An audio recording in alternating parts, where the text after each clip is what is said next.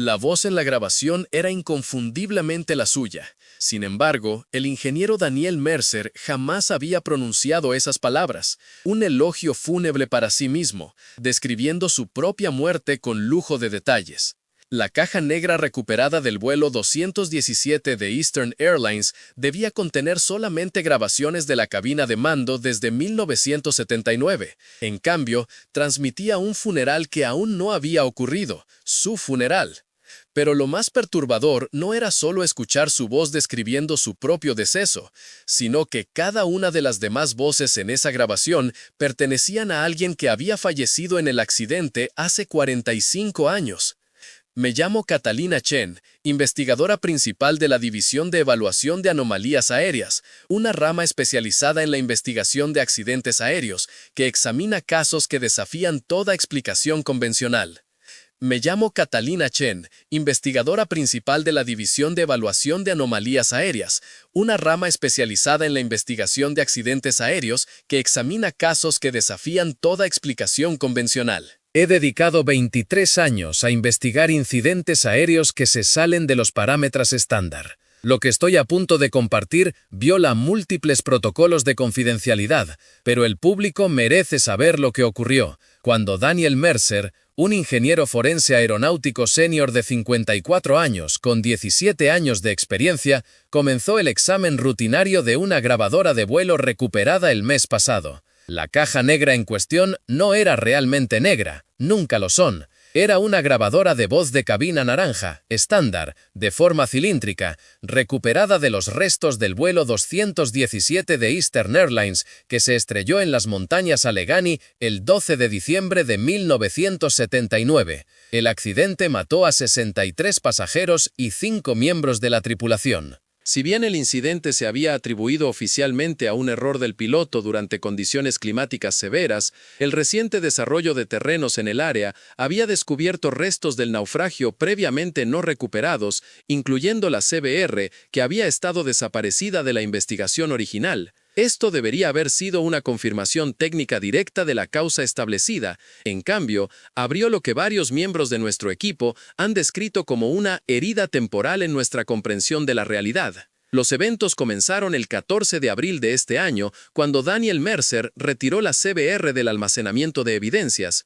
Como procedimiento estándar, fotografió el estado de la unidad, notando una corrosión significativa y daños por impacto consistentes con 4 décadas de exposición ambiental. La carcasa exterior mostró un deterioro extenso, pero la unidad de memoria en el interior, una cinta especializada diseñada para resistir condiciones extremas, parecía notablemente intacta. He visto peores, señaló Mercer en su informe preliminar. La carcasa protectora hizo su trabajo. Hay una buena posibilidad de que podamos recuperar el audio. Lo que sucedió después desafía toda explicación racional. De acuerdo con las imágenes de seguridad del laboratorio, Mercer siguió los protocolos estándar para conectar la grabadora dañada a un equipo de reproducción especializado. A las 14 horas con 27 minutos, inició el primer intento de reproducción. El sistema de monitoreo de audio registró la adquisición de la señal, pero en lugar de comenzar la reproducción, cada dispositivo electrónico en el laboratorio experimentó una fluctuación momentánea de energía. Los generadores de respaldo del edificio se activaron a pesar de no haber registrado una falla en la energía principal. Cuando la reproducción se reanudó 11 segundos después, la expresión de Mercer cambió dramáticamente. Las imágenes de seguridad lo muestran quitándose los auriculares con tanta fuerza que derribó su taza de café. Se alejó de la estación de trabajo, visiblemente conmocionado. Después de 63 segundos, se acercó a la consola nuevamente y terminó la reproducción. El registro oficial indica que Mercer luego llamó a su supervisora, la doctora Elisa Weisberg, solicitando una consulta inmediata. Cuando ella llegó 17 minutos después, Mercer estaba sentado en la esquina del laboratorio, mirando la grabadora. De acuerdo con la declaración de la doctora Weisberg, sus primeras palabras para ella fueron: «Eso es imposible, me acabo de escuchar muerto». Pero lo extraño apenas había comenzado. Cuando la doctora Weisberg sugirió que escucharan juntos, Mercer inicialmente se negó. Tomó 20 minutos de discusión antes de que aceptara reanudar la reproducción con la documentación adecuada. Esta vez, iniciaron un equipo de grabación para capturar lo que escucharon. Lo que sigue es una transcripción parcial de esa sesión, la cual he revisado personalmente. Voz masculina desconocida. Reunidos aquí hoy para recordar a Daniel Alexander Mercer, cuya dedicación a descubrir la verdad nunca vaciló, incluso cuando esa verdad desafió toda explicación. Voz de Daniel Mercer. Conocí a Dan hace 15 años en la conferencia de Aberdeen. Incluso entonces, hacía preguntas que nadie más pensaba en hacer. Fue esa curiosidad lo que lo hizo excepcional en su trabajo. Y, en última instancia, fue esa misma curiosidad lo que lo llevó a descubrir lo que sucedió al vuelo 217 de Eastern Airlines. Nos encontró cuando nadie estaba buscando. Nos escuchó cuando nadie estaba escuchando. La caja negra contenía más que solo los momentos finales de nuestro vuelo. Contenía un puente, una conexión entre mundos que nunca debió haber sido cruzada. Dan se dio cuenta demasiado tarde de lo que significaría abrir esa puerta. ¿Está él con nosotros ahora, mami? Sí, mi amor. Él cruzó. Siempre lo hacen cuando escuchan la grabación. Lo que pasa en las montañas se queda en las montañas, excepto cuando no es así, excepto cuando te sigue a casa, excepto cuando te espera en la oscuridad de tu habitación, en ese momento entre la vigilia y el sueño, cuando los límites son más delgados. De acuerdo con el informe de la doctora Weisberg, Mercer estaba pálido y tembloroso después de esta sesión. Insistió en que la voz que escucharon era inconfundiblemente la suya, a pesar de no tener ningún recuerdo de haber grabado tales declaraciones. Más inquietante aún, afirmó reconocer patrones sutiles del habla y tics verbales que eran únicamente suyos, la forma en que se aclaraba la garganta antes de comenzar un nuevo pensamiento, un ligero tartamudeo en ciertas consonantes que se había desarrollado después de un derrame cerebral menor 3 años antes. Ese soy yo, supuestamente, le dijo a la doctora Weisberg, pero nunca dije esas palabras, nunca grabé esto, este es un funeral que no ha ocurrido. La investigación podría haber terminado ahí, descartada como una extraña falla técnica o un elaborado engaño, si no fuera por lo que sucedió después. La doctora Weisberg, siguiendo el protocolo para evidencia potencialmente comprometida, ordenó un análisis de espectro completo de la grabación. Cuando los ingenieros de audio compararon las voces con muestras conocidas de la tripulación fallecida, encontraron tasas de coincidencia que excedían el 97% para la capitana Sandra Levine y la asistente de vuelo Rebecca Torres. La coincidencia para la voz de Mercer fue del 99.4%, más alta de lo que normalmente sería posible, incluso con la tecnología de simulación de voz más sofisticada disponible actualmente. Pero más inquietante fue el análisis de fondo. Debajo del audio primario, los ingenieros de sonido identificaron lo que describieron como conversaciones en capas que ocurrían simultáneamente. Docenas de voces superpuestas hablando en patrones inconsistentes con la conversación normal. Cuando estos fueron aislados y mejorados, parecían ser fragmentos de las grabaciones originales de la cabina de mando, de los momentos finales del vuelo, reproduciéndose al revés y a diferentes velocidades. El descubrimiento más escalofriante se produjo 3 días después. Mientras revisaban una sección de audio particularmente distorsionada, los técnicos aislaron lo que parecían ser coordenadas que se recitaban repetidamente en código Morse debajo de los otros sonidos. Estas coordenadas coincidían exactamente con la ubicación donde el automóvil de Daniel Mercer sería encontrado abandonado más tarde, 75 kilómetros de su casa. Para este punto, el comportamiento de Mercer se había vuelto cada vez más errático. Sus colegas informaron que se negaba a dormir, mantenía todas las luces encendidas en su casa y hacía declaraciones inquietantes sobre ser seguido por los muertos. Solicitó una licencia de emergencia, pero continuó su investigación no autorizada desde casa. Su computadora portátil personal, recuperada después de su desaparición, mostró que había estado investigando tanto a las víctimas originales del accidente como un concepto matemático oscuro llamado entrelazamiento temporal. 7 días después de la reproducción inicial, Mercer envió un solo mensaje de texto a la doctora Weisberg a las 3:17 AM. Me están esperando en las montañas, siempre me han estado esperando. Su vehículo fue descubierto más tarde ese día, cerca de un comienzo de sendero sin marcar en las montañas Allegheny, aproximadamente a 10 kilómetros del sitio original del accidente.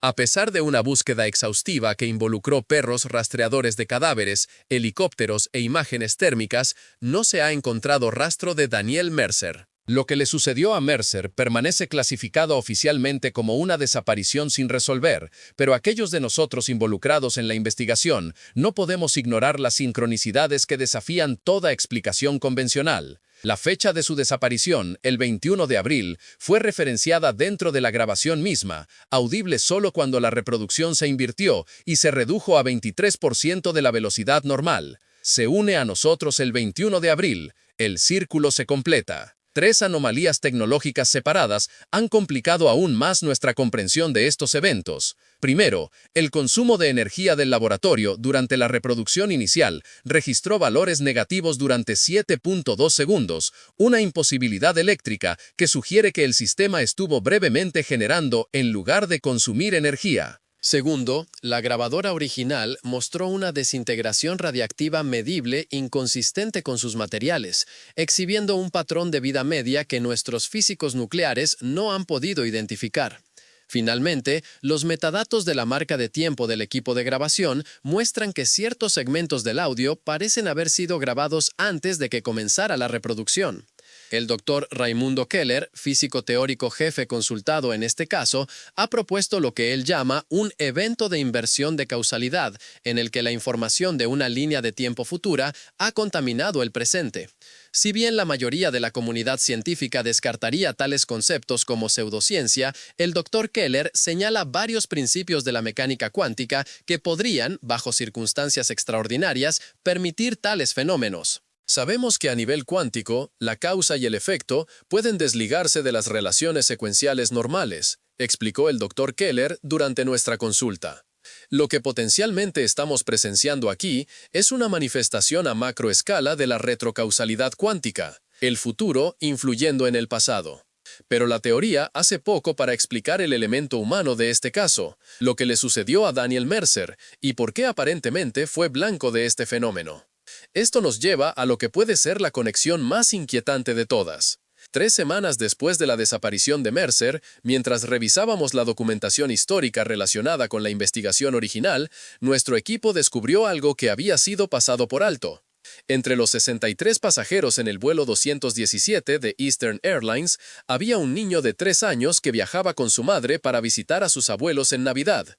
El nombre de ese niño, Daniel Alexander Mercer. Los registros confirman que este era de hecho el mismo Daniel Mercer que luego se convertiría en nuestro ingeniero forense, excepto que, de acuerdo con toda la documentación oficial, ese niño había muerto en el accidente junto con todos los demás a bordo. No hay ningún registro que explique cómo sobrevivió o por qué se registró su muerte. Su anciano padre, que ahora sufre de demencia avanzada, no pudo proporcionar ninguna explicación coherente cuando fue entrevistado, repitiendo repetidamente solo que lo devolvieron mal. El examen del certificado de nacimiento, los registros del Seguro Social y el historial médico temprano de Mercer no muestra irregularidades. Existió continuamente desde su nacimiento hasta su reciente desaparición con un rastro documental ininterrumpido. Sin embargo, de acuerdo con los manifiestos de vuelo originales y los certificados de defunción de 1979, también murió incuestionablemente en ese accidente.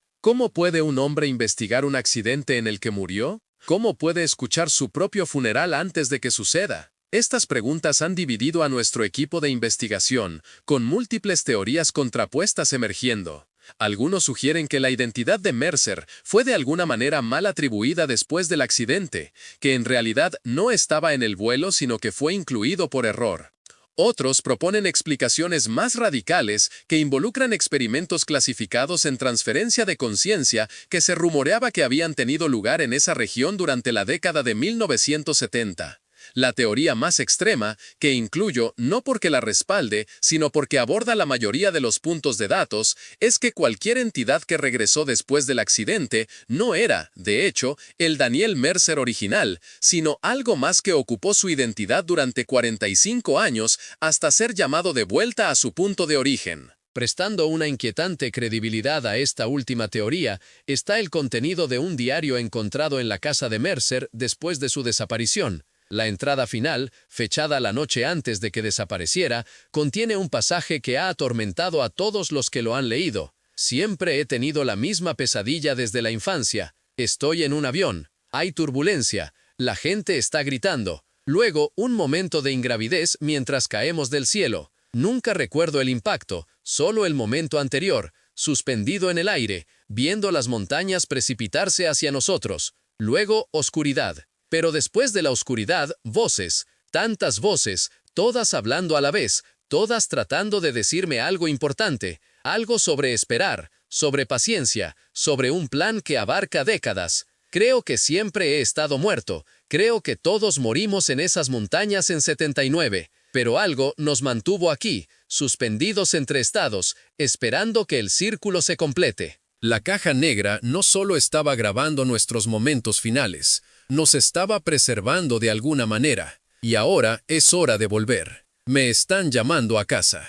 La investigación dio otro giro extraño cuando intentamos volver a examinar la caja negra. Al abrir la unidad de almacenamiento segura donde había sido guardada, los técnicos descubrieron que el dispositivo había cambiado. El exterior, previamente corroído y dañado, ahora parecía prístino, como si fuera nuevo. Más imposible aún, el número de serie del fabricante había cambiado a una secuencia que, cuando se traducía de su código alfanumérico, deletreaba «devuélvanlo». Los intentos de reproducir la grabación nuevamente han fallado. El dispositivo ahora emite solo un tono único, exactamente en la misma frecuencia que la resonancia promedio de la voz humana durante estados de miedo extremo. Nuestro equipo trajo a la doctora Ana Micaelas, una antropóloga lingüística especializada en patrones de comunicación a través de estados alterados de conciencia.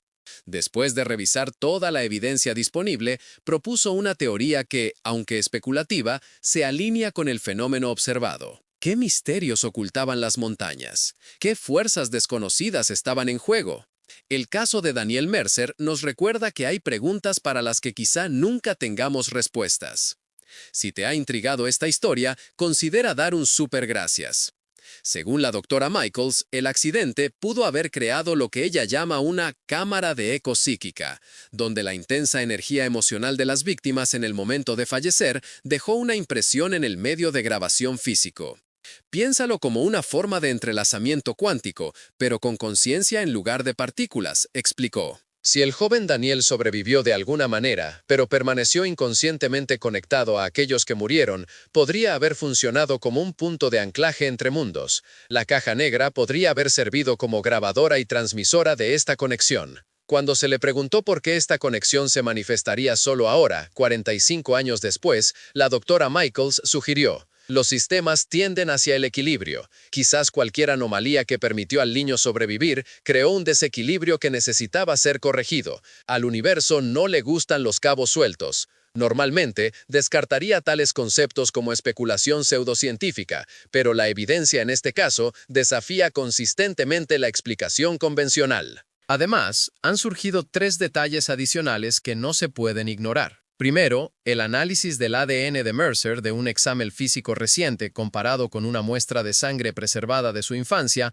muestra diferencias sutiles pero significativas, particularmente en regiones asociadas con el envejecimiento celular. Según el genetista Dr. Sanjay Patel, los patrones indican que los procesos de envejecimiento biológico de Mercer estaban operando bajo parámetros diferentes a los que dictaría la fisiología humana normal. Segundo, hemos identificado a 7 otros sobrevivientes de desastres aéreos fatales en los últimos 50 años que, como Mercer, eran niños en el momento de sus incidentes y crecieron para trabajar en investigación de aviación. 3 de estos individuos también han desaparecido en circunstancias misteriosas después de examinar grabadoras de vuelo recuperadas. Finalmente, y lo más inquietante, cuando nuestro equipo intentó visitar el sitio del accidente del vuelo 217 de Eastern Airlines la semana pasada, nos encontramos con condiciones anómalas.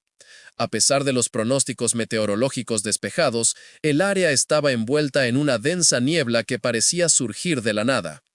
El equipo electrónico funcionó mal, las brújulas giraron aleatoriamente y varios miembros del equipo informaron haber escuchado lo que sonaba como una conversación distante y risas provenientes de la parte más densa del bosque circundante.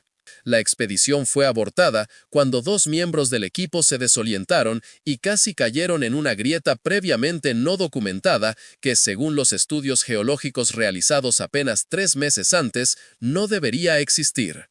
Antes de retirarse, sin embargo, el líder del equipo, Marcus Webb, informó haber visto lo que parecía ser una reunión de personas de pie, inmóviles entre los árboles, observando a nuestro equipo. Cuando los llamó, según los informes, dieron un solo paso sincrónico hacia atrás y desaparecieron en la niebla.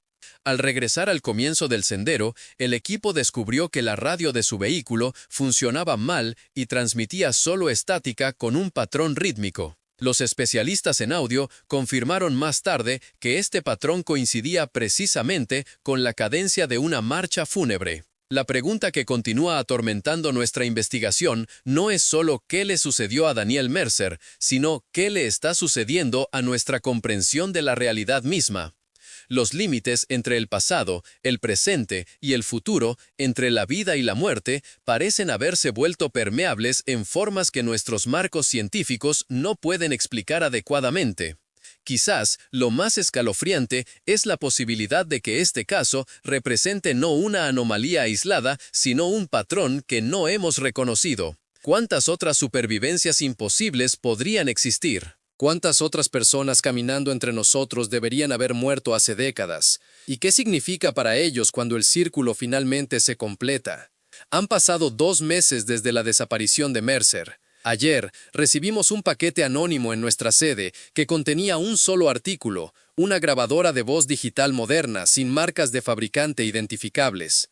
Cuando se activó, reprodujo solo 15 segundos de audio. La voz de Daniel Mercer, con ruido de fondo consistente con un entorno de bosque montañoso. La puerta se abre en ambos sentidos. Los he traído de vuelta conmigo esta vez. Sienten curiosidad por ti, Catherine, especialmente por cómo sonarás cuando te des cuenta de lo que está sucediendo. Disfrutan particularmente ese momento de reconocimiento. Escucha atentamente en habitaciones vacías. Presta atención a las voces que hablan justo cuando te estás quedando dormida. Vamos a completar tu círculo a continuación. La grabadora no contenía componentes electrónicos. Cuando nuestro equipo la desarmó, la carcasa contenía solo un pequeño trozo de metal torcido, identificado más tarde como un fragmento del fuselaje del vuelo 217 de Eastern Airlines. He tomado medidas de precaución desde que recibí este mensaje, duermo con las luces encendidas, he instalado equipos de grabación de audio en toda mi casa,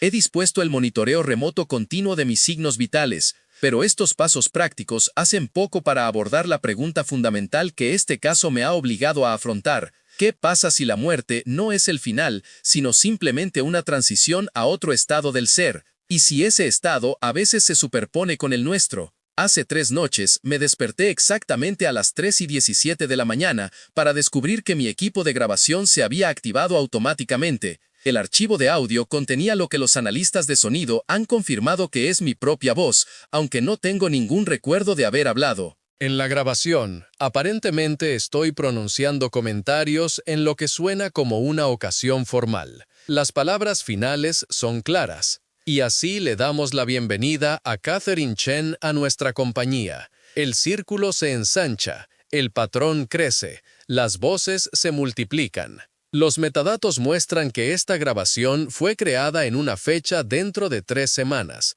He programado una licencia a partir de mañana. No estoy segura de lo que espero encontrar en las montañas Allegheny, pero sé que ahí es donde aguardan las respuestas. Quizás estoy siguiendo los pasos de Mercer hacia mi propio final predeterminado. Quizás estoy entrando en un elaborado engaño o delirio masivo. Pero la investigadora que hay en mí no puede ignorar el llamado a descubrir la verdad, incluso cuando esa verdad puede existir más allá de los límites de lo que consideramos posible. Antes de partir, estoy sellando este informe y toda la evidencia de respaldo en un archivo con bloqueo de tiempo que se publicará automáticamente en medios de comunicación selectos si no regreso. El público merece saber que nuestra comprensión de la realidad, de la vida y la muerte mismas, puede ser mucho más fluida de lo que nos han hecho creer. A aquellos que escuchen este relato, les pido que consideren no solo lo que saben que es verdad, sino cómo lo saben. Consideren la posibilidad de que la conciencia no esté limitada por las limitaciones físicas que hemos asumido. Consideren que el tiempo puede no fluir en una sola dirección. Consideren, lo más inquietante, que las voces que ocasionalmente escuchan en momentos de silencio, esos susurros que descartan como imaginación o el viento, pueden ser intentos de comunicación de aquellos atrapados entre estados de existencia. Aquellos que murieron, pero nunca se fueron por completo. Aquellos que, como Daniel Mercer, existen en un espacio liminal donde el pasado y el futuro colapsan en un presente eterno. Desde que comencé esta investigación, yo también he comenzado a escucharlos. Conversaciones suaves que cesan cuando entro en una habitación. Mi nombre pronunciado en mi departamento vacío. El sonido de múltiples grabadoras funcionando simultáneamente cuando sé que solo he activado una.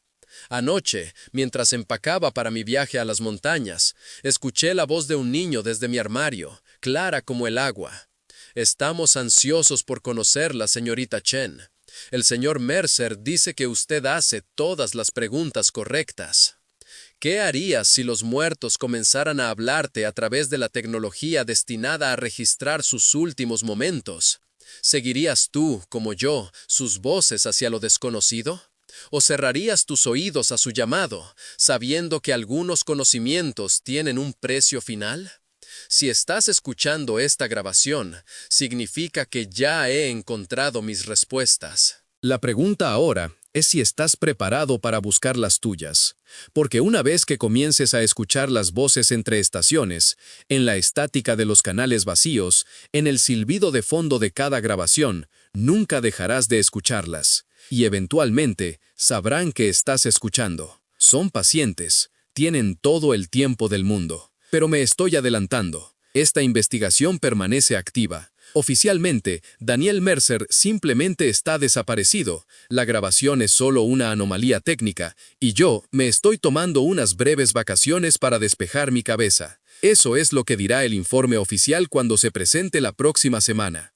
Sin embargo, incluso mientras pronuncio estas palabras, puedo escuchar algo en el fondo de esta misma grabación, voces que no deberían estar allí, comentando palabras que aún no he pronunciado, discutiendo cómo sonará mi voz en mi propio elogio fúnebre. La caja negra no solo graba, conecta, preserva, espera. Y a veces, si escuchas lo suficientemente cerca, trae de vuelta a aquellos que deberían haberse quedado entre los muertos. ¿Qué harías si escucharas tu propia voz describiendo tu muerte? ¿Huirías del destino o abrazarías lo inevitable? Comparte tus pensamientos en los comentarios y suscríbete para más investigaciones sobre anomalías de aviación que desafían nuestra comprensión de la realidad misma. Si te gusta mi trabajo, considera dejar un súper gracias, porque algunos misterios no quieren permanecer sin resolver. Algunos secretos te siguen a casa.